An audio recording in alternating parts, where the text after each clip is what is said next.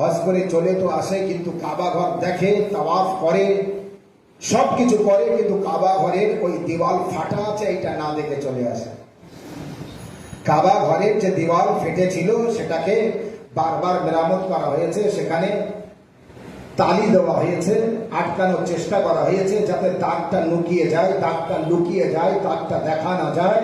কিন্তু আজ পর্যন্ত পৃথিবীর কোনো মানুষের, আরব সরকারের ক্ষমতা হয়নি, পৃথিবীর কোনো মানুষের ক্ষমতা নেই ওই দাগটা লুকাবে। আল্লাহ যাকে জাহির করে মানুষ তাকে লুকাতে পারে না, আল্লাহ যাকে লুকিয়ে দেয় মানুষ তাকে জাহির করতে পারে না। সালাওয়াত মুহাম্মদ।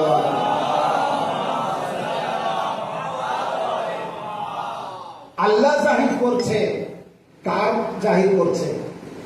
ওই দাগটি দেখে বোঝা যায়। আরবে একটি মসজিদ ছিল, দেখুন এটা মানুষ করতে পারে, ভেঙে দিতে পারে, কিন্তু কাবা ঘর তো ভাঙতে পারছে না, কিন্তু ওই মসজিদটা ভেঙে দিয়েছিল। মসজিদের নাম ছিল মসজিদে শামস। কি নাম ছিল? মসজিদে শামস। শামস মানে সূর্য, শামস মানে সূর্য। মসজিদের নাম তাহলে কি ছিল বাংলায়? সূর্য মসজিদ। তাহলে নিশ্চয়ই ইতিহাস আছে। ইতিহাসটা হচ্ছে এই, যে জায়গায় মাওলা আলী আলাইহিস সালাম ডুবিত সূর্যকে উদিত করেছিলেন, সেই জায়গায় মাওলা আলী আলাইহিস সালামের ওই কথাটা স্মরণ রাখার জন্য মসজিদ করা হয়েছিল, নাম দেওয়া হয়েছিল সূর্য মসজিদ। সালাওয়াত মুহাম্মদ। যারা দেরিতে আসবে মজলিসে সব শুনতে পাবে, এই ঘটনাটা তারা শুনতেও পাবে না, বুঝতেও পারবে না, লাভ হবে এদের এটাই। এই যারা দেরিতে আসে মজলিসে, দেখেছো যারা এসে গিয়েছে, আল্লাহ শুকরিয়া আদায় করুন কি আমরা আগে ভাগে এসে গিয়েছি। যারা দেরিতে আসবে তাদের সব হবে, এই কথা শুনতে পাবে না, যে কথাগুলি হয়ে যাবে। তাহলে ওই জায়গায় যে মসজিদটি ছিল, মসজিদের নাম ছিল সূর্য মসজিদ। ইতিহাস কি? মাওলা আলী আলাইহিস সালাম আঙুলের ইশারায় ডুবিত সূর্যকে উদিত করেছিলেন। ওই সূর্য মসজিদ থাকলে লোক জিজ্ঞাসা করবে সূর্য মসজিদ কেন হলো, তখন বলবে এই কারণে হয়েছিল। যেমন একটা মসজিদ হয়েছিল মসজিদে জারার, মসজিদে জারার ভেঙে দেওয়া হয়েছিল। আল্লাহ নবী বলেছিলেন এই মসজিদটা ভেঙে দাও। ভেঙে কেন দেওয়া হলো? তাহলে এর পিছনে কারণ আছে। মুনাফিকরা ইসলামকে নষ্ট করার জন্য ইসলামের ভিতরে ঢুকে ইসলামের লেবাস পরে তারা মুসলমান সেজেছিল, আসলে তারা মুসলমান না। আর মুসলমান সেজে একটা মসজিদ তৈরি করেছিল, আর সেই মসজিদে ইহুদি খ্রিস্টানদের দ্বারা আযান দিয়ে নামাজ পড়িয়ে তারা ইসলামকে ধ্বংস করার চেষ্টা করেছিল। এবং তার ভিতরে মুসলমানকে কিভাবে ধ্বংস করা যায় তার ষড়যন্ত্র, তার পরিকল্পনা করত মুনাফিকরা বসে। আল্লাহ নবী বললেন ওই মসজিদটা ভেঙে দাও। তাহলে এই মসজিদের একটা ইতিহাস আছে। ঠিক মসজিদে শামস সূর্য মসজিদের একটা ইতিহাস আছে। ওই মসজিদ থাকলে ইতিহাসটা থাকবে আরব সরকার, ওয়াহাবি সরকার, আলী আলাইহিস সালামের শত্রু সরকার, আলী আলাইহিস সালামের দুশমন যে ব্যক্তি, তারা আলী আলাইহিস সালামের ফজিলতকে গ্রহণ করবে না, তারা আলী আলাইহিস সালামের কথাকে মানবে না। তাই তারা বলল যে ওই মসজিদটা ভেঙে দিতে হবে, তাই সেই মসজিদটা ভেঙে দিয়েছিল। কিন্তু আমি বলবো বেআকাল, বেবাকল আর বন্ধু জাহিল, আরবের জাহিলেরা, তোমরা একটা মসজিদ ভেঙে মনে করছো যে আলী আলাইহিস সালামের নাম ও নিশান মিটিয়ে দেবো। পৃথিবীর মধ্যে যতদিন সমস্ত মসজিদ থাকবে আর যতদিন কাবা ঘর থাকবে ততদিন আলী আলী থাকবে। পৃথিবীর মধ্যে যতদিন সমস্ত মসজিদ থাকবে আর কাবা ঘর থাকবে ততদিন আলী আলী জিকির থাকবে। কারণ কাবা ঘর থাকবে তো আলী আলাইহিস সালামের আসার ইতিহাস থাকবে, কে আলী আলাইহিস সালাম পয়দা হয়েছিলেন কোথায়? কাবা ঘরে। আর সমস্ত মসজিদ থাকবে তো আলী আলাইহিস সালামের যাওয়ার ইতিহাস থাকবে, কে আলী আলাইহিস সালাম শহীদ হয়েছিল কুফার মসজিদে। মানে মসজিদ থাকবে আর কাবা ঘর থাকবে তো আলী আলাইহিস সালামের জিকিরও থাকবে। সাল্লাল্লাহু আলাইহি মুহাম্মদ।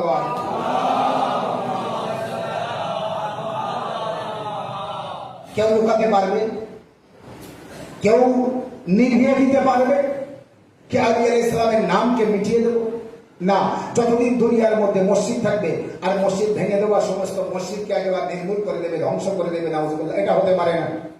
মসজিদও থাকবে, কাবা ঘরও থাকবে। আর কাবা ঘর থাকবে মানে কাবা ঘরের ওই দাগও থাকবে, দেওয়াল, মানে দরজার দাগ না, দেওয়ালের দাগ, যেখান থেকে দেওয়াল ফেটে গিয়েছিল আর মাওলা আলী আলাইহিস সালাম কাবা ঘরের মধ্যে তার মা প্রবেশ করেছিলেন এবং মাওলা আলী আলাইহিস সালাম জন্মগ্রহণ করেছিলেন। ওই দাগ পরে দেওয়াল লেগে যায়, কিন্তু ওখানে ফাটল ধরা দাগ থাকে, আজও পর্যন্ত দাগ আছে। এই দাগটা কাপড়ের ভিতরে আটকানো আছে, কালো কাপড় আছে না গেলাফ, ওই কাপড়ের মধ্যে রাখা আছে। ওই দাগ লুকানোর জন্য বহুবার রিপেয়ারিং করা হয়েছে, কিন্তু দাগ কখনো লুকাতে পারেনি। সাল্লাল্লাহু আলাইহি ওয়াসাল্লাম।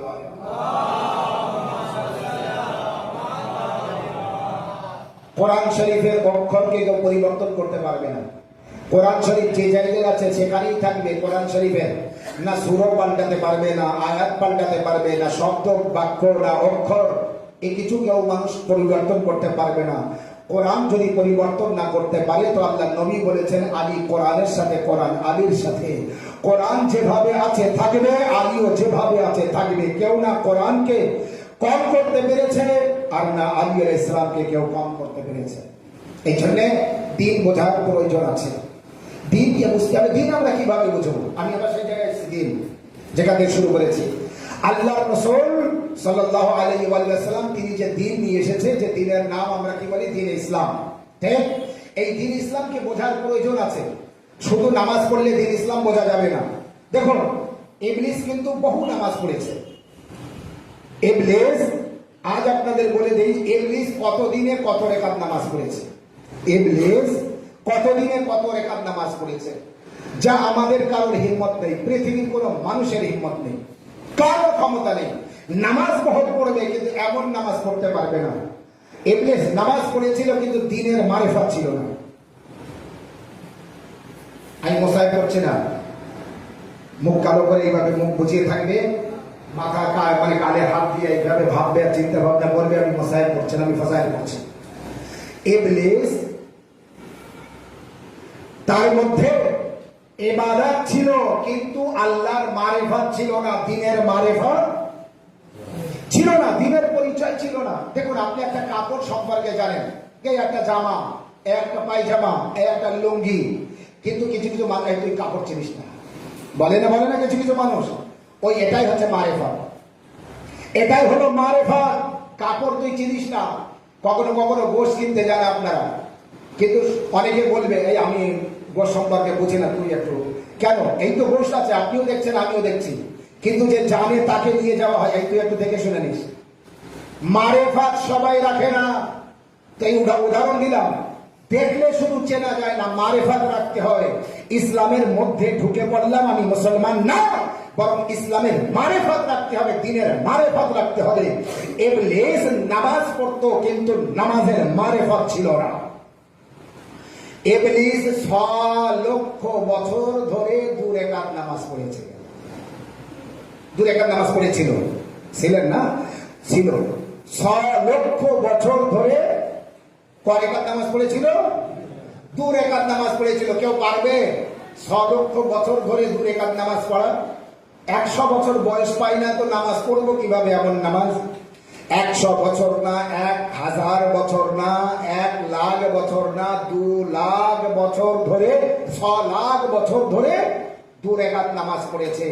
তার মানে যদি শুধু সূরা হামদ পড়েছে তো কত বছর ধরে সূরা হামদ পড়েছে। রুকু করেছে কত হাজার বছর ধরে রুকু করেছে, সেজদা কত হাজার বছর ধরে সেজদা, তারপরে দ্বিতীয় রাকাত আবার কত হাজার বছর ধরে, দোয়াই কুনুত কত হাজার বছর ধরে, তারপরে 6 লাখ বছর 2 রাকাত নামাজ পড়তে সময় লেগেছে ইবলিসের। 2 রাকাত নামাজ পড়েছে 6 লক্ষ বছর ধরে।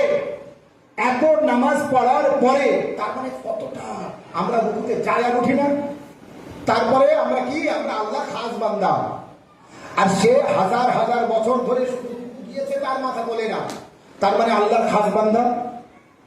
হ্যাঁ, এমন মার মেরেছে আল্লাহ, লানাতের বেড়ি তার গলায় পরিয়ে, সেই বলে না ঘাড় ধাক্কা দিয়ে দরবার মানে দরজা থেকে দরবার থেকে বার করে দেওয়া, এইভাবে আল্লাহ দরবার থেকে বার করে দিয়েছে। নিচে যা, আসমান মুখ যেন হবি না। সালাওয়াত, নিচে যা, আসমানের দিকে আর আসবি না, লানতের বেড়ি পরিয়ে দিলাম তোর গলায়, চলে যা। আমার কথা অমান্য করলি, তাও বলিনি যে আল্লাহ আমি তোমার কথা শুনলাম না, আমি তোমার কথা মানবো না। কেয়াস করেছিল, কেয়াস বুঝেছিল বেশি। কি করেছিল? উত্তর দেবেন। বেশি বুঝেছিল, এই জন্য বলা হয় বোঝুন কিন্তু বেশি বুঝবেন না, বোঝুন কিন্তু বেশি বুঝবেন না। আল্লাহ বলেছে ইবলিসকে সেজদা কর, ইবলিস বলেছে আল্লাহ আমি তোমার সেজদা করব কিন্তু এর করব না। সেজদা করতে অস্বীকার করিনি, সেজদা করব কিন্তু আল্লাহ তোমার করব। আল্লাহ বলছে আমার নির্দেশ এটাই, এতদিন আমার সেজদা করেছিস, আজ আদমের কর। ইবলিস বলল খালাকতানি মিন নার ওয়া খালাকতাহু মিন তিন, তুমি আমাকে আগুন থেকে সৃষ্টি করেছো আর একে মাটি থেকে সৃষ্টি করেছো। আগুন উত্তম উপরে যায়, মাটি নিচেই যায়, অতএব আদম আমার নিচেই আমার সামনে পয়দা হয়েছে, আমি ওর সেজদা করতে পারবো না। আল্লাহ বলল ফাখরুজ, বেরিয়ে যা, বেরিয়ে যা আমার দরবার থেকে। এরপরে অনেক কথা। ইবলিস বলল আমার কিছু দাও, আমি এতদিন ইবাদত করেছি। তো আল্লাহ বলল তোর কি কি চাই বল। তো এইভাবে তোর বান্দা ধোঁকা দেবো, এই করবো ওই করবো, সিরাতে মুস্তাকিমে বলবো। এরপরে আপনার ঘটনা জানা আছে। তো আমি যেটা বলতে চেয়েছিলাম, মারেফাতে দ্বীন ইবলিসের মধ্যে ছিল না ছিল না? ছিল। ইবলিসের মধ্যে দ্বীনের মারেফাত ছিল না। বোঝা গেল নামাজ বহুত পড়ুন, পড়ছেন আর পড়ুন, কিন্তু যদি দ্বীনের মারেফাত না থাকে, ইবলিসের নামাজ যদি কবুল না হয় আল্লাহর দরবারে, তো দ্বীনের মারেফাত অর্জন না করে যদি বেশি নামাজ পড়ি, তাহলে ও নামাজও কবুল হবে না। সালাম।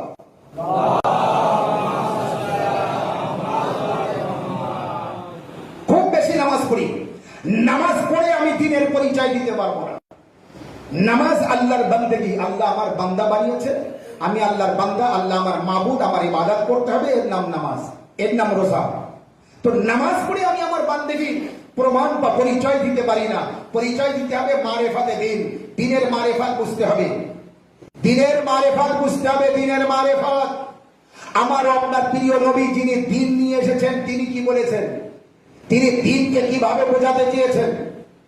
قال النبي صلى الله عليه وآله وسلم يا علي أنت أصل الدين। আল্লাহর নবী বলেছেন হে আলী তুমি দ্বীনের আসল।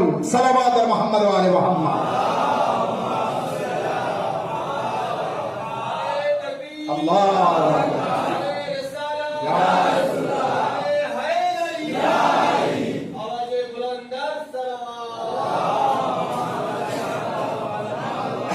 হাদিসটা বোঝাতে পেরেছি। ইয়া আলী আনতা আসলুদ্দীন, হে আলী তুমি দ্বীনের আসল। তাহলে এতক্ষণ যে আপনাদেরকে আমি দ্বীন বোঝাচ্ছিলাম, দ্বীন দ্বীন দ্বীন দ্বীন, এই দ্বীন ইসলাম কাকে বলে? দ্বীন ইসলাম কাকে বলে? নামাজ দ্বীন, রোজা দ্বীন, হজ দ্বীন, যাকাত দ্বীন, কোরআন দ্বীন, এইসব তো দ্বীন ইসলাম না। আল্লাহর নবী বলেছেন আমি যে দ্বীন নিয়ে এসেছি, যে ইসলাম নিয়ে এসেছি, তার আসল হলো আলী তুমি। আল্লাহু আকবার। বোঝা বড় কঠিন। আলী আলাইহিস সালাম দ্বীনের আসল কিভাবে হলো? ইয়ে মারেফাত যার মধ্যে থাকবে না, যতই পড়ুন নামাজ আর যতই রাখুন রোজা, আল্লাহর প্রয়োজন নেই অমন নামাজ অমন রোজার। মারেফাতে দ্বীন যতক্ষণ না থাকবে, না আল্লাহ আপনার দ্বীন গ্রহণ করবে, না নবী আপনার কাছ থেকে দ্বীন গ্রহণ করবে। সালাওয়াত মুহাম্মদ।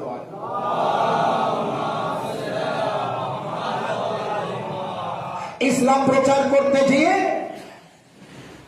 মাওলা আলী আলাইহিস সালাম কিভাবে ইসলামের প্রচার করেছেন? দ্বীন প্রচার করতে রাস্তায় নেমেছেন রাসূলুল্লাহ সাল্লাল্লাহু আলাইহি ওয়া সাল্লাম, কিন্তু মদদগার হযরত আলী আলাইহিস সালাম, সাহায্যকারী কে? হযরত আলী আলাইহিস সালাম। পাশে সব সময় ঢাল হয়ে দাঁড়িয়েছিলেন কে? হযরত আলী আলাইহিস সালাম। বড় বড় লিডাররা পরে গিয়ে লিডারশিপ নিয়েছে, কিন্তু এরা ইসলাম প্রচার করতে রাসূলুল্লাহকে সাহায্য করতে পারেননি। রাসূলুল্লাহকে ইসলাম প্রচার করতে যিনি সাহায্য করেছে, যুদ্ধের ময়দানে আমর ইবনে আবদুওয়াদের বুকে চেপে বসেছিলেন মাওলা আলী আলাইহিস সালাম। আমর ইবনে আবদুওয়াদের বুকে চেপে বসেছিলেন মাওলা আলী আলাইহিস সালাম। শত্রু পক্ষ, রাসূলুল্লাহ প্রথমেই বলেছিলেন আজ কে যাবে ওই কুত্তার মোকাবেলায়? সালাওয়াত।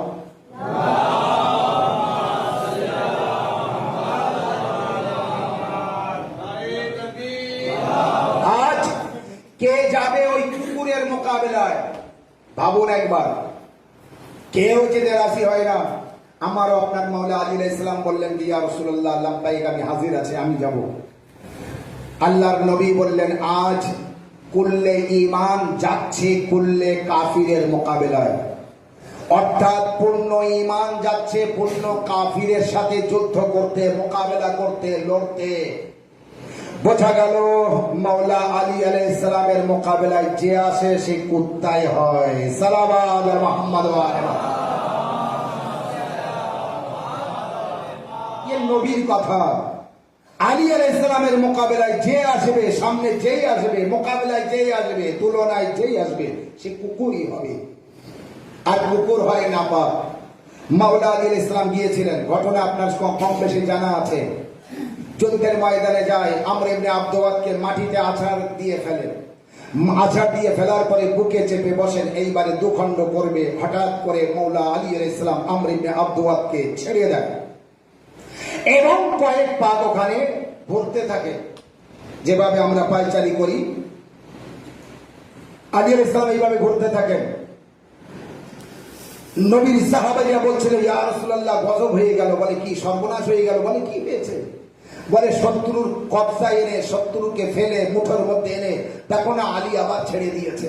ওই দেখো শত্রুকে ছেড়ে আলী আলাইহিস সালাম ওখানে ঘুরছে।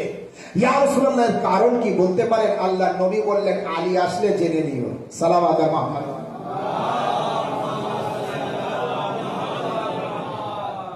যে শত্রুকে ছেড়ে দিয়ে ঘুরছে তার কাছ থেকে জেনে নিও। আমি কি বলবো? এরা এখানে ছটফট করছে। এবার মাওলা আলী আলাইহিস সালামের ঘোরা শেষ, আবার শত্রুকে ধরলো, তলোয়ার চালালো, দু টুকরো করলো, করার পরে ওই জমিনে ফেলে মাওলা আলী আলাইহিস সালাম চলে আসলেন। নারা লাগছে কি এবার সাহাবীদের ভিতরে ইসলামের জিত হয়েছে, ইসলামের জয় হয়েছে। কিন্তু এরা তো তড়পাচ্ছে, ছটফট করছে। আমরা মাওলা আলী আলাইহিস সালামের কাছে জিজ্ঞাসা করবো। আলী আলাইহিস সালাম যেই ফিরে আসলেন জিজ্ঞাসা করলো, আলী শত্রুকে কবজায় এনে, শত্রুকে মুঠোর মধ্যে এনে আবার ছেড়ে দিয়ে আপনি যে ছিলেন ওখানে ঘুরছিলেন, ওই সময় শত্রু যদি আপনার কিছু করে ফেলতো, আলী ওই শত্রুকে ছেড়ে দেওয়ার কারণ কি? মাওলা আলী আলাইহিস সালাম বললেন আমি ওর বুকে চেপে বসেছিলাম মারার জন্য, ও আমার মুখে থুতু দিয়েছিল, আমার রাগ এসেছিল। ওই রাগের মাঝখানে আমি কিছু করি না। আমি আলী রাগের মধ্যে কিছু করি না। আমি আলী রাগের মধ্যে কিছু করি না। আমি যা করি আল্লাহর জন্য করি। আমি যা করি দ্বীনের জন্য করি। আমি যা করি ইসলামের জন্য করি। আমি ইসলামের খিদমত করি, আমি দ্বীনের খিদমত করি। আমি যুদ্ধ করি তো দ্বীনের জন্য, আমি ময়দানে যাই তো দ্বীনের জন্য, আমি মসজিদে যাই তো দ্বীনের জন্য, আমি ঘর থেকে হয়তো দ্বীনের জন্য যায়। আজ আমি আমর ইবনে আবদুওয়াদের বুকে চেপে বসেছি দ্বীন ইসলামের জন্য, আমার জন্য না। ওকে মারতে গিয়েছিলাম দ্বীনের জন্য, আমার জন্য নয়। কিন্তু যখন আমার মুখে থুতু দিয়েছে আমার রাগ এসেছিল। ওই সময় যদি ওকে মারতাম আমার কারণে মারা হতো, দ্বীনের কারণে মারা হতো না।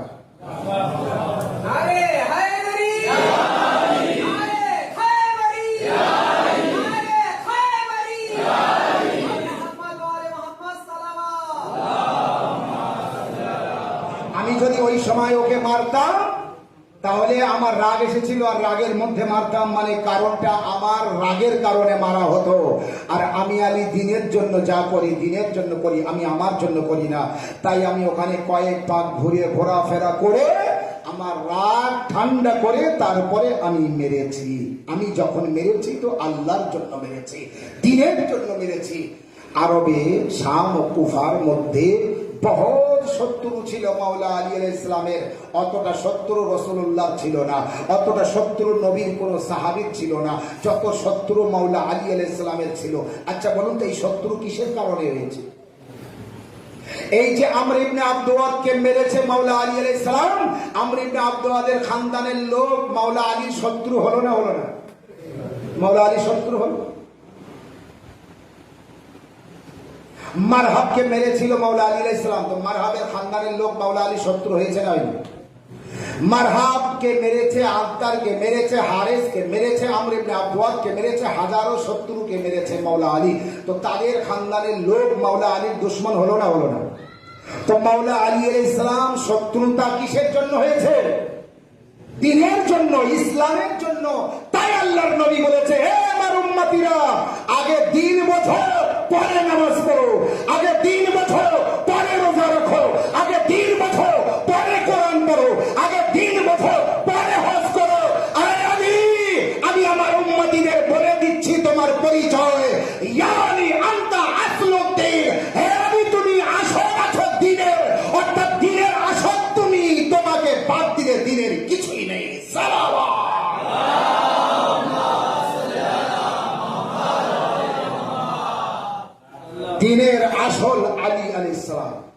আলাইহিস সালামকে যখন আপনি বাদ দেবেন, আলী আলাইহিস সালামকে যখনই আপনি সাইড করবেন, এক সাইডে রাখবেন, আপনার কাছে সব থাকবে, দিন থাকবে না। আপনার কাছে সব থাকবে, দিন থাকবে না। 19 রমজানে মাওলা আলী আলাইহিস সালামকে ইবনে মুলজিম মেরেছিল, মাথায় যে আঘাত করেছিল, তলোয়ার মেরেছিল, বিষাক্ত তলোয়ার। কিসের জন্য? কিসের জন্য? ইসলামের বড় নাম করে যে আমি ইসলামের বড় লিডার, বড় নেতা, সেই ব্যক্তি ইবনে মুলজিমকে তলোয়ার দিয়ে, টাকা দিয়ে কিনে নিয়েছিল আর বলেছিল আলীকে মারতে হবে। যে ব্যক্তি এরপরে ইমাম হাসান আলাইহিস সালামকেও মেরেছে, আর যে ব্যক্তির ছেলে ইমাম হোসেন আলাইহিস সালামকে শহীদ করেছে, যে ব্যক্তি ফেতরাকে হাফসা করে দিয়েছে, মানে হাফ করে দিয়েছে, ফোলের থেকে হাফ করে দিয়েছে, এত বড় ইসলামের ক্ষতি করেছে এই ব্যক্তি। যদি এই ব্যক্তির মারিফাত জানতে হয়, বুঝতে হয়, তো দিন বুঝতে হবে। আর দিন বুঝতে গেলে মাওলা আলীকে বুঝতে হবে, কারণ দিনের আসল আলী আলাইহিস সালাম।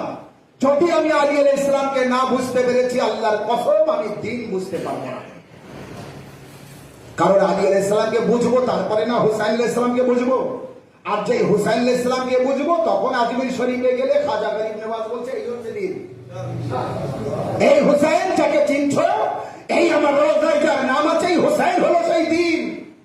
কারণ আলী আলাইহিস সালামকে চিনেছি তো হুসাইনকে চিনেছি, আর হুসাইনকে চিনেছি তো দিন বুঝতে পেরেছি। সালাওয়াত মুহাম্মদ ওয়া আলা দিনকে বুঝতে, সহজ ও সরল ভাবে দিনকে জানতে, দিনকে বুঝতে আমাদের এই জায়গায় আসতে হবে। আলী আলাইহিস সালামের যখন 19 রমজান, আজ 19 রমজান, আজ সেই তারিখ। কেমন তিনি ব্যক্তি, শুধু না ব্যক্তিত্ব তারা দেখুন। যখনই তারা 12 রোজা, 13 রোজা, 14 রোজা, বারবার ইমাম হাসান আলাইহিস সালামের কাছে জিজ্ঞাসা করতেন, বেটা আজকে রোজা কত থাকবে?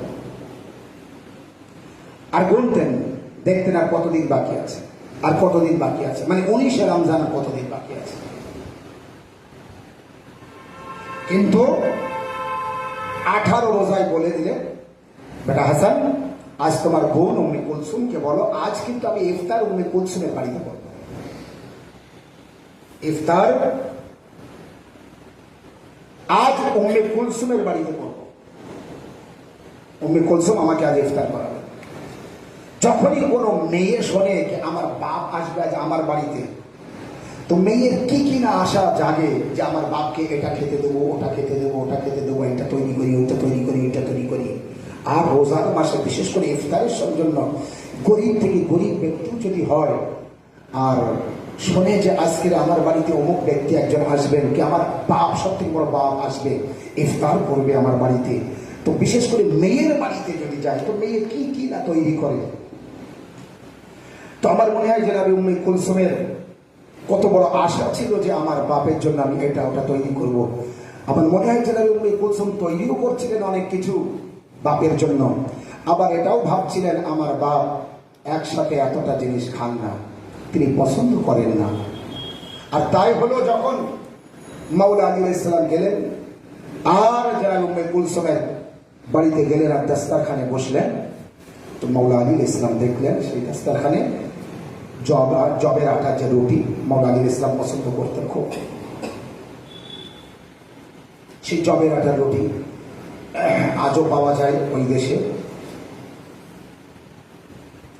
জবের আটার রুটি, লবণ আর দুধ, কি করেছে, আলাদা কোনো সবজি না, গোশত ভাত না, চাওয়াল না, অনেক ভ্যারাইটিসের অনেক কিছু জিনিস না, জবের রুটি, যা মাওলা আলী আলাইহিস সালামের খুব পছন্দ, যে কোনো মানুষ কিন্তু খেতে পারবে না। তো জবের রুটি, দুধ আর লবণ। মাওলা আলী আলাইহিস সালাম দেখলেন, দেখার পরে বললেন, বেটি তুমি বলে গিয়েছো তোমার বাপ কি খেতে পছন্দ করে আর কতটা খায়, তুমি এতটা কেন জোগাড় করছো আমার জন্য? মনে রাখবেন, লবণ, দুধ আর রুটি, কিন্তু আলী আলাইহিস সালাম বললেন, তুমি আমার জন্য এতটা কেন জোগাড় করলে? তুমি জানো তোমার পিতা একসাথে দুটোর বেশি কোনো জিনিস দস্তারখানে পছন্দ করে না, এর থেকে তুমি একটা জিনিস তুলে নাও। লবণ সরিয়ে দিচ্ছিলেন, রুটি দুধ দিয়ে ভিজিয়ে খাবে। মাওলা আলী আলাইহিস সালাম বললেন, বেটি লবণ রেখে দাও, আমি এই জবের রুটি এই লবণ দিয়ে আমি খেয়ে নেব। কেমন খেতেন তাহলে এবার ভাবো। মাওলা আলী আলাইহিস সালামের খানা তারা খাদ্য কেমন ছিল? লবণ দিয়ে কতটা খাওয়া যায়, কতটা আপনি রুটি খাবেন? তো বললেন কি, এই লবণ রেখে দাও, আমি রুটি লবণ দিয়ে খাচ্ছি, আর দুধগুলো নিয়ে যাও। কুফার অনেক ইয়েতিম বাচ্চারা আছে যারা দুধ পায় না।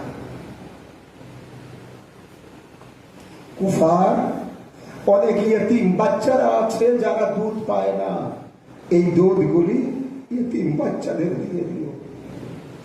মাওলা আলী আলাইহিস সালাম আজ তারা শেষ দিন, তারপরও কিভাবে ইয়েতিমদের খেয়াল রাখছেন, কিভাবে অন্য বাচ্চাদের খেয়াল রাখছেন, খবর রাখছেন। বেটি তুমি এই দুধগুলি তুলে নাও, আর কুফার ইয়েতিম বাচ্চারা আছে, ছোট ছোট মাসুম বাচ্চা আছে, অনেকে তাদের দুধ হয় না, যারা দুধ কিনতে পারে না, যাদের বাচ্চাদের দুধ খাওয়াতে পারে না, এই দুধগুলি তাদের বাচ্চাদের দিয়ে দিও। মাওলা আলী আলাইহিস সালাম ওই লবণ দিয়ে রুটি ইফতার করলেন, আর ওই লবণ রুটি আবার সেহরি করলেন।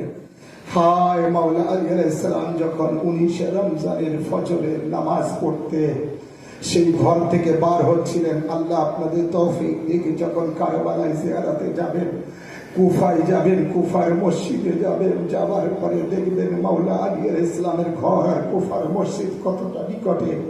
মাওলা আলী আলাইহিস সালাম ঘর থেকে বার হচ্ছেন আর ফজরের নামাজ পড়ার জন্য যাচ্ছিলেন। এমন কিছু ছিল না যা মাওলা আলী আলাইহিস সালামকে বাধা দিচ্ছিল না, এমনকি কিছু হাঁস ছিল, রাজা হাঁস ছিল, তারা মাওলা আলী আলাইহিস সালামকে বাধা দিচ্ছিল কে মাওলা আপনি আমাদেরকে ইয়েতিম করে যাবেন না। তারা বুঝতে পারছিল আজ আমিরুল মুমিনিন চলে যাচ্ছেন, আর ফিরে আসবেন না। কিন্তু মাওলা আলী আলাইহিস সালাম মসজিদে গেলেন, কুফার মসজিদে গেলেন, দেখলেন বহু নামাজিরা আছেন, তাদেরকে ডাক দিলেন, আওয়াজ দিলেন, জাগিয়ে দিলেন, আর বললেন নামাজের সময় হয়েছে, ওঠো। মাওলা আলী আলাইহিস সালাম নামাজের জন্য তাদের ডাক দিলেন, আর তারা সবাই উযু করতে শুরু করেছে, কেউ উঠছে, কেউ বসে আছে, কেউ শুয়ে আছে। নামাজের সময় হলো, মাওলা আলী আলাইহিস সালাম কুফার মসজিদে মুয়াজ্জিনকে আযান দিতে দিলেন না। আজ আলী আযান দেবে, আযানের জায়গায় গেলেন, মাওলা আলী আলাইহিস সালাম আযান শুরু করলেন, আল্লাহু আকবার, আল্লাহু আকবার। কুফাবাসীরা শোনো, তোমাদের আমিরুল মুমিনিন আজ আযান দিচ্ছে, তোমরা নামাজের জন্য তাড়াতাড়ি এসো, দেখে যাও কি ঘটনা ঘটতে যাচ্ছে। হায় মাওলা আলী আলাইহিস সালাম ফজরের নামাজ শুরু করলেন।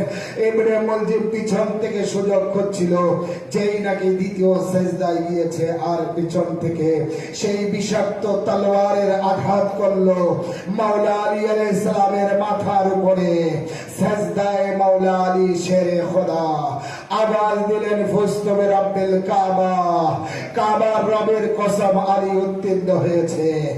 এক মুষ্টি মাটি নিয়ে মাওলা আলী আলাইহিস সালাম নিজের সেই জখমি জায়গায় দিলেন।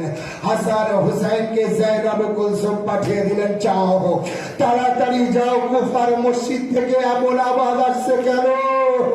হাসান হুসাইন যে দেখে নামাজের পাটিতে শেরে খোদা আলী তড়পাচ্ছে, কুফার মসজিদ রক্তে লাল হয়ে গেল।